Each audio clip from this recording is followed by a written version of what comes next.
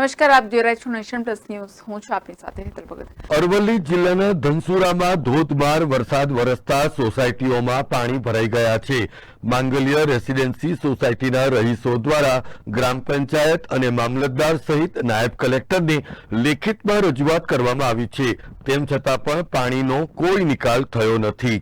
સોસાયટીના રહીશ મેહુલ પટેલે જણાવ્યું હતું કે માત્ર પંચાયતના તંત્ર આવ્યું છે, પરંતુ કોઈના ઘરમાંથી પાણીનો નિકાલ કરાયો નથી. સોસાયટીમાં હજી પાણી પ્રવર્તી રહ્યું છે, જેને લઈને સોસાયટીના રહીશોમાં પણ ભારે આક્રોશ જોવા મળી રહ્યો છે અને સોસાયટીમાં બધિયાર પાણી હોવાને લીધે રોગચાળો ફાટી નીકળે તેવી પણ ભીતિ સર્જાઈ છે. ત્યારે સોસાયટીના રહીશો દ્વારા આ પાણીના નિકાલ માટે લિખિતમાં અરજી કરવામાં આવી છે. એટલું જ નહીં, પરંતુ જો આ પાણીનો કાયમી ઉકેલ નહીં કરાય તો આગામી દિવસોમાં ઉગ્ર આંદોલન કરાશે તેવી પણ ચીમકી ઉચ્ચારવામાં આવી છે. હું આપને જણાવવા માંગુ છું કે 26/8/2024ના રોજ રાત્રે જે વરસાદ પડેલ હતો, જેના કારણે અમારી સોસાયટી માંગલ્ય રેસીડેન્સી બાયડ રોડ ધનસુરામાં પૂર જેવી પરિસ્થિતિ થયેલ છે.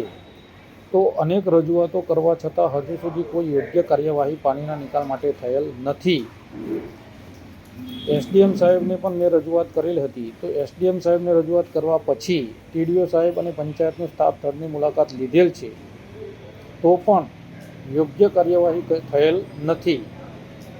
અને સરપંચ સાહેબ શ્રીએ અમારી જોડે દાદાગીરી કરેલ છે.